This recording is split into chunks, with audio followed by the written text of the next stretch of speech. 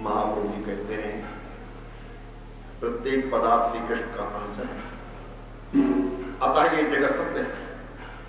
किंतु खंडन मंडन से ऐसे संघर्ष से दूर रहना ही अच्छा है, अन्यथा राग द्वेष बढ़ने की आशंका है। ज्ञानी परमहंस ज्ञान से उपदेश देता है तो भागवत परमहंस क्रिया से उपदेश देता है। जड़ भरत की भांति उसकी प्रत्येक क्रिया उपदेश रूप होती है। ऋषभ देव आदर्श ज्ञानी परमहंस है, भरत जी आदर्श भागवत परमहंस है।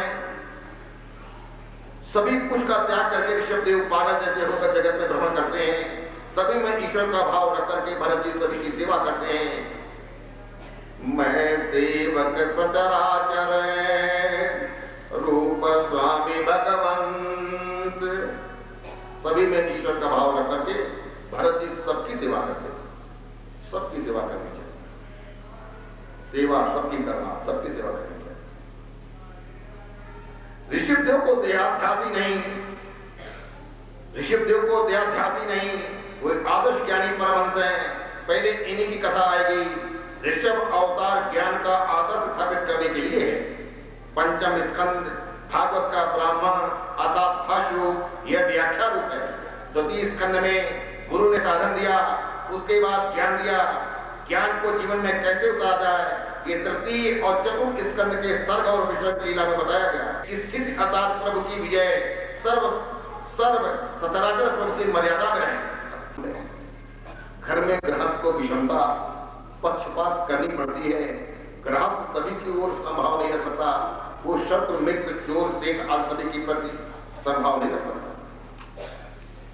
श्री कृष्ण का गृहस्थाश्रम ऐसा था कि वो सभी के प्रति संभाव रखते थे। एक बार दुर्योधन उनसे सहायता मांगने आया। वैसे उसने श्री कृष्ण का कुछ समय पहले अपमान किया था, फिर भी निर्लज होकर के वो सहायता की याचना करने चला आया।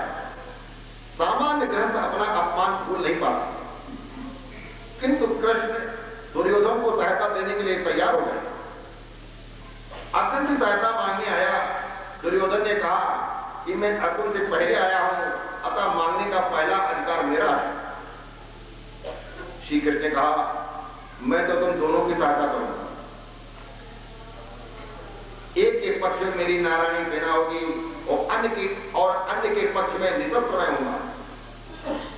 कहना होगा जरूर, लेकिन निशस्त्र होगा। अस्त्र शस्त्र ग्रहण नहीं करूंगा। दुर्योधन ने सोचा कि कृष्ण तो बातें ही बनाते रहेंगे और मुझे तो युद्ध करने वालों की आवश्यकता है। दुर्योधन समझ कर ये बड़ा बात नहीं है, बातें बहुत करता है और हमें युद्ध से चलना है, बातों की आवश्यकता नहीं। उसने नारायणी सेना मांग ली, अर्जुन ने श्री कृष्ण को मांगा। इस प्रकार श्री कृष्ण ने अर्जुन और दुर्योधन दोनों के प्रति सद्भाव रखा। श्री कृष्ण गृहस्थाश्रमी नहीं, आदर्श सन्यासी हैं। गृहस्थाश्रमी होने पर भक्ति कार्य में कुछ न कुछ बाधा उपस्थित होती है। अतः राजा प्रीमत ने सोचा कि इस प्रकार इस व्यवहार का मुझे त्याग करना हो। तो कुछ बाधा रहती है। परमार्थ में अभेद बुद्धि और व्यवहार में भेद बुद्धि का निर्वाह करना पड़ता है। व्यवहार भेदभाव लगाता है, भेदभाव होने पर काम क्रोध आदि विकार पैदा होते हैं। ज्ञानी पुरुष सभी को अभेद भाव से देखते हैं। व्यवहार और परमार्थ में एक करना पीड़ित ही है। भेदभाव के कारण व्यवहार में बैर और असमानता उत्पन्न होती है। अतः ज्ञानी जन सभी प्रवृत्तियों का त्याग करके एकांत में भक्ति करते हैं। ज्ञानी की पहचान सभी प्रवृत्तियों का त्याग करके एकांत में भक्ति करते हैं। घर में भक्ति नहीं होगा क्योंकि कई विक्षेप आए होते हैं। तुम ग्रह त्याग करके गंगा किनारे जा नहीं सकते, अतः कहना पड़ता कि घर में ही रह करके भजन करो। जीव जब प्रभु के साथ एक होता है तभी साक्षात्कार कर सकता है। एकांत में ईश्वर की आज्ञा करने से ईश्वर को होता है।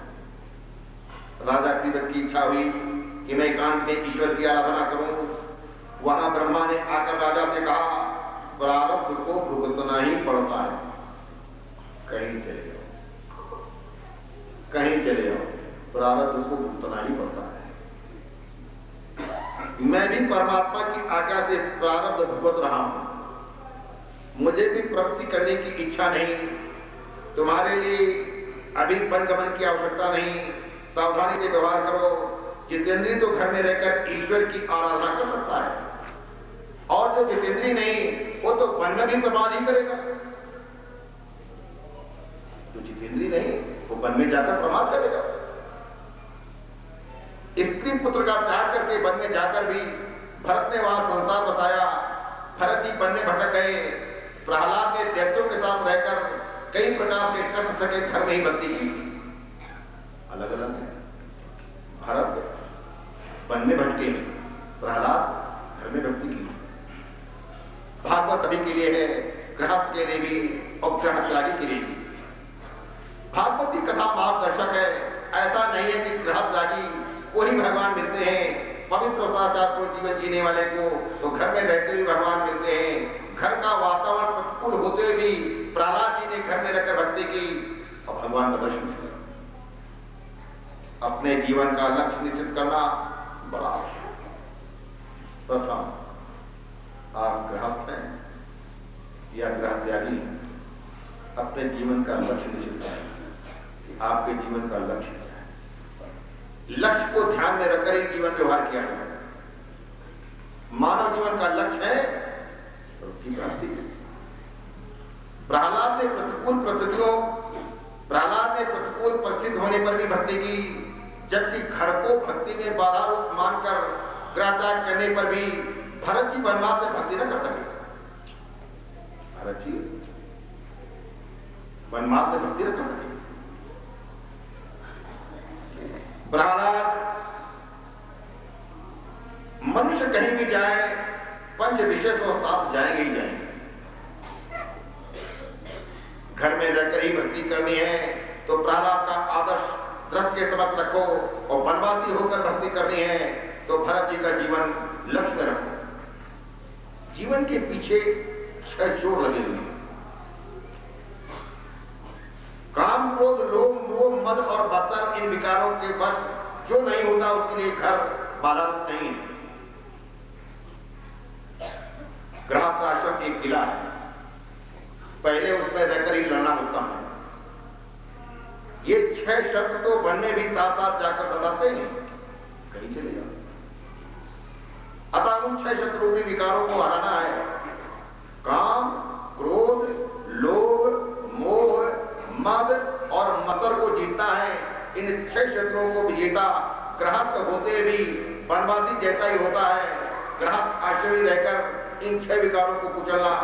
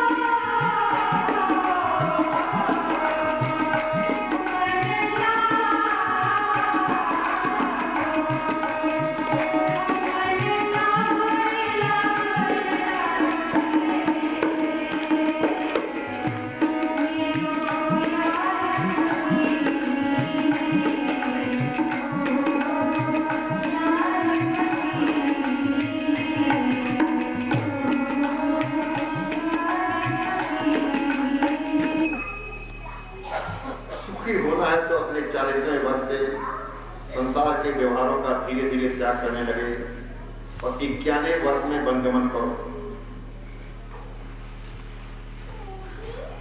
ब्रह्मा जी राजा प्रीवत से कहते हैं तुम विवाह करो, विवाह के बिना विकार वासना नष्ट नहीं हो सकती।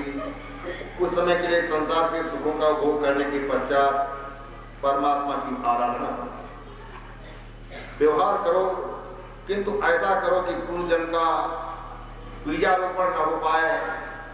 राग को शहीद किया गया व्यवहार मनुष्य को मुक्ति दिलाता है। आज्ञा मिलने पर प्रीवत ने विवाह किया।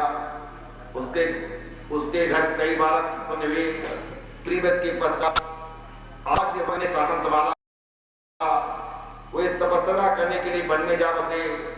उनके तप में पूर्व की वासना, पूर्व चित्त बाधाएं उपस्थित करने लगी। चित्त में रहने वाली पूर्वजन्म की वासना ही पूर्व चित्त है। रोगे हुए विशेष सुख का स्मरण और उनके कान मन में बसी हुई सूक्ष्म वासना ही पूर्व चित्त है। पूर्व की वासना शीघ्र छूट नहीं सकती। इंद्रियों को मिला हुआ सुख वे बार बार मानती रहेंगी। ऐसी वासना जगने पर मन को समझाना होगा कि तूने आज तक कितना सुखों को हो किया, फिर भी तृप्ति नहीं हो पाई। जब तक विषयों का आकर्षण है तब तक विषेक्षा नष्ट नहीं हो पाती। विषयों के प्रति आकर्षण न रहने पर विषेक्षा नष्ट होती है। सांसारिक विषयों में जब तक रुचि रहती है तब तक ये जीव ज्ञान भक्ति के मार्ग में आगे नहीं बढ़ सकता। पूर्व चित्त सभी को सताती है। पूर्व चित्त का अर्थ है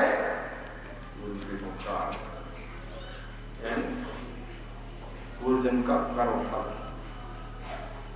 निवृत्ति होने पर भी पूर्व की वासना का स्मरण होते रहना ये पूर्व चित्त है। आग्निभद्र राजा पूर्व चित्त में फंसे हुए हैं। आग्निभद्र के घर नाभ हुए, नाभ के घर पुत्र रूप में ऋषभदेव हुए। ऋषभदेव ज्ञान के अवतार थे। ज्ञानी परमहंसों का व्यवहार वर्तन किस प्रकार का होता है बताने के लिए भगवान ने ऋषभदेव जी के रूप में जन्म धारण किया।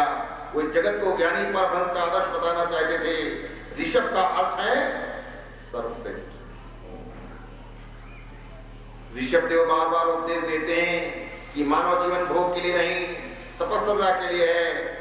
तप करो, सभी में ईश्वर को देखो, विषय सुखों में ही मानव शरीर का दुर्व्यय मत करो।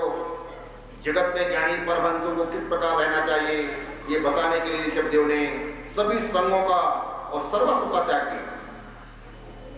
सभी संगों का, सबका संग छोड़ दिया और सर्वस्व का त्याग कर दिया। अनेक सिद्धियां उनके पास आई, फिर भी वे उनमें नहीं फंसे। गृहस्थ के लिए धन त्याग और काम सुख का त्याग करना जितना कठिन है उससे भी अधिक कठिन है महात्माओं के लिए सिद्धियों का त्याग। महात्मा सिद्धियों का त्याग नहीं कर पाते। ऋषभदेव जी नग्नावस्था में घूमते फिरते हैं, खड़े खड़े ही खा लेते हैं, बैल की भांति सब्जी का हाथ करते हैं। किसी के द्वारा पीटे जाने पर वे मान लेते हैं शरीर ही पीटा गया है, मैं शरीर से भिन्न हूँ, ब्रह्मनिष्ठ हूँ। सभी जानते हैं कि शरीर से आत्मा भिन्न है, किंतु इसका अनुभव तो बहुत कम व्यक्ति कर सकते हैं। श्रीफल, नारियल में अंदर का सफेद गोला, उसका कठोर आवरण एक न होने पर भी जब तक अंदर पानी है तब तक वे एक दूसरे को छोड़ते नहीं। इसी प्रकार जब तक मनुष्य को विषय में रस है, विषय की आसक्ति है, तब तक शरीर और आत्मा की भिन्नता का अनुभव कभी नहीं। शरीर आवरण है, आत्मा गोला है, विषय रस पानी है। संसार की किसी भी वस्तु में जब तक रस है तब तक शरीर और आत्मा की भिन्नता का अनुभव नहीं होगा। शारीरिक उपभोगों में आनंद नहीं, आत्मा में आनंद स्वरूप है। नाम रूप का मोह जब तक नहीं छूटता तब तक आत्मा और देह की भिन्नता समझ में नहीं आती। इसके विपरीत देहाध्यास बढ़ता ही है। संसार के जड़ पदार्थों के प्रति अति स्नेह करने से दृढ़ाध्यास ही बढ़ता है। वैराग्य के बिना ब्रह्म ज्ञान स्थायी नहीं हो सकता। जब तक विरक्ति नहीं है ब्रह्म ज्ञान स्थायी नहीं हो सकता। कितनी कथा वार्ता सुनाए, अच्छी अच्छी बातें सुनाए, लेकिन कभी मन नहीं है। ब्रह्म ज्ञान की बातें करने वाला, धन और प्रतिष्ठा से भी प्रेम करने वाला सच्चा ज्ञानी नहीं। सच्चा ज्ञानी तो वही है ईश्वर के बिना। ईश्वर के बिना संसार के जब पदार्थों से स्नेह हो जाता है वो शरीर से भिन्न आत्मा को नहीं देख सकता। ब्रह्म ज्ञान प्राप्त होने पर ये सांसारिक विषयों में मोह होगा तो उसे ब्रह्मानंद प्राप्त नहीं होगा। ब्रह्म ज्ञान होने के बाद ईश्वर से प्रीत होने पर भी ब्रह्मानंद प्राप्त होता है। ज्ञानी पुरुष को चाहिए कि किसी भी वस्तु से वो स्नेह न करे, किसी वस्तु का संग्रह न करे। ये मनुष्य जन्म तप करने के लिए है। मनुष्य देह से तप करने से अंतःकरण शुद्ध होता है। अंतःकरण की शुद्धि से अनंत ब्रह्म सुख की प्राप्ति होती है। महापुरुषों की सेवा का द्वार है। जो कोई व्यक्ति महापुरुषों की तन से मन से सेवा नहीं की है, न कर रहा है, न करने की इच्छा जागृत होती है, ये उसका पूर्वजन्म का संस्कार है। क्यों? महापुरुषों की सेवा मुक्ति का द्वार है। कामियों का संग नरक द्वार है। काम का भोग लेना बुरा नहीं है, लेकिन कामियों का साथ करना बुरा है। इस मृत्यु संसार में फंसे हुए अन्य लोगों का जो उद्धार करने में असमर्थ है, वो गुरु नहीं है। इस मृत्यु संसार में फंसे हुए अन्य लोगों का जो उद्धार करने में असमर्थ है, वो गुरु नहीं, वो स्वजन नहीं, वो माता पिता नहीं, अर्थात वो मनुष्य गुरु स्वजन माता पिता होने के लिए अपात्र है। माता पिता होने के लिए अपात्र है। अगर हम इस मृत्यु संसार में फंसे हुए अन्य लोगों को उद्धार करने में असमर्थ है, न स्वयं उद्धार कर सकते हैं, हम न दूसरों का उद्धार करा सकते हैं। योग वशिष्ठ रामायण में ज्ञान के साथ भूमिका इस प्रकार निर्दिष्ट है। शुभेच्छा, सुविचारणा, तन्मानसा, सत्वापति, आसक्ति, पदार्थ भावनी, तुर्गया। शुभेच्छा क्या है? आत्म कल्याण के हेतु श्रोति और ब्रह्मस्थ गुरु की शरण में जाकर उसके उपदेशानुसार शास्त्रों का अवलोकन अध्ययन करके आत्मविचार और आत्मा के साक्षात की उत्कट इच्छा करना ही शुभेच्छा है। अब देखिए, हमारे अंदर शुभेच्छा होनी चाहिए। जब तक शुभेच्छा नहीं जागृत होगी, जब तक हमारा कल्याण नहीं होगा। कोई आपको भोग नहीं पिला सकता है, आपके अंदर से इच्छा जागृत होनी चाहिए। और वो इच्छा जागृत क्या होना चाहिए? आत्म कल्याण के लिए, कि हमारा आत्म कल्याण कैसे हो। गुरु दो तरह के होते हैं, श्रोति और ब्रह्मनिष्ठ। वो गुरु सबसे अच्छे हैं जो श्रोति भी हैं, ब्रह्मनिष्ठ भी हैं। लेकिन कुछ ऐसे गुरु होते हैं जो केवल श्रोति होते हैं, ब्रह्मनिष्ठ नहीं होते। कुछ ऐसे भी गुरु हैं जो केवल ब्रह्मनिष्ठ है, श्रोति नहीं होते। अगर श्रोति और ब्रह्मनिष्ठ गुरु मिल जाए वो सबसे अच्छा है। लेकिन अगर कोई केवल श्रोति मिले तो बिल्कुल अच्छा नहीं। लेकिन अगर केवल ब्रह्मनिष्ठ है तो भी अच्छा है, आपका कल्याण कर देगा। उनकी शरण में जाना है, उनके उपदेशानुसार शास्त्रों का अवलोकन अध्ययन करके आत्मविचार करना है। उनके उपदेशानुसार, अपने आप नहीं करना है कि अपने आप जाकर के शास्त्रों का अध्ययन कर रहे हैं, पठन पाठन कर रहे हैं और बाद में तर्क वितर्क को मुद्दा कर रहे हैं। ऐसा करने की कोई आवश्यकता नहीं। आत्मा के साक्षात्कार की उत्कट इच्छा करना ही शुभेच्छा है। हमारा आत्म कल्याण कैसा हो, ऐसी इच्छा लेकर ही गुरु के पास जाना चाहिए। सुविचारणा, शुभेच्छा के बाद सुविचार। सद्गुरु कथित उपदेश वचनों का मोक्ष शास्त्रों का बार बार चिंतन और विचार करना ही सुविचारणा है। अब दूसरी है सुविचार। सद्गुरु कथित उपदेश वचनों का, सद्गुरु ने जो भी आपको उपदेश और वचन दिए हैं, मोक्ष शास्त्रों का बार बार चिंतन करना, जो शास्त्र आपको मोक्ष करा दिला सकते हैं। श्रीमद् भागवत मोक्ष दिला सकते हैं, दिलाती भी। इसका बार बार चिंतन करना, बार बार पारायण करना। तन्मानसा, श्रवण मनन निधिध्यासन से शब्दादि विषयों के प्रति जो अनासक्ति होती है और सविकल्प समाज में अभ्यास से बुद्धि की जो तनुता सूक्ष्मता प्राप्त होती है वही तो मानसा है। श्रवण कर रहे हैं, मनन, आपने जो कथा सुनी है उसका बाद में आप अभ्यास कर रहे हैं, मनन कर रहे हैं, निधिध्यासन। उसके बाद सत्वापत्ति, उपयुक्त तीन से साक्षात्कार पर्यंत स्थिति, अर्थ, निर्कल्प, समाधरूप स्थिति सत्वापत्ति है। ज्ञान की चौथी भूमिका वाला पुरुष ब्रह्मविद कहलाता है। असंशक्ति, चित्त विषयक परमानंद और नित्य अपरोक्ष ऐसी ब्रह्मात्मक भावना का साक्षात्कार रूप चमत्कार असशक्ति है। इसमें अविद्या तक उसके कार्यों का संबंध नहीं होता, अतः इसका नाम असशक्ति है। पदार्थ भावनी, पदार्थों की दृढ़ अप्रीति होती है, वो पदार्थ भावनी है। जितने भी पदार्थ हैं, जितने भी उपभोग के पदार्थ हैं, उनके प्रति अप्रीति, उनकी प्रीति नहीं रहती किसी पदार्थ के। आप बड़े अच्छे गुरु हैं, एक बड़ी भारी मोटर कार लेके आपको दे दिया, उसकी कोई प्रीति नहीं, उसकी कोई प्रीति नहीं। इसको बोलते हैं पदार्थ भावनी। चौथी है दुर्ज्ञा, तीनों अवस्थाओं से मुक्त होना दुर्ज्ञा अवस्था है। ब्रह्म को जिस अवस्था में आत्मरूप और अखंड वाले जाने वही अवस्था दुर्ज्ञा है। इन सातों भूमिकाओं से प्रथम तीन भूमिकाएं साधन कोट की और अन्य चार ज्ञान कोट की हैं। इन तीन भूमिकाओं तक सगुण ब्रह्म का चिंतन करो।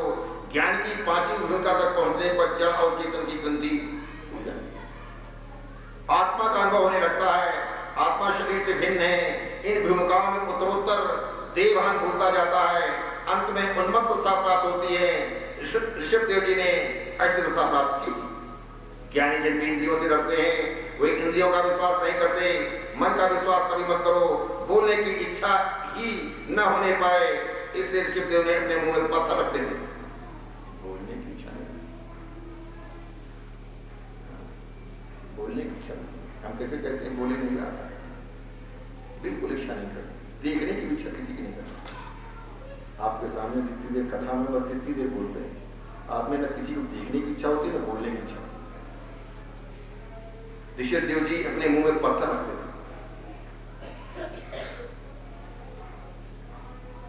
यौन में ही वैराग्य न आए, सांसारिक विषयों के प्रति अरुचि न हो पाए तो प्रभु भक्ति प्राप्त नहीं होती।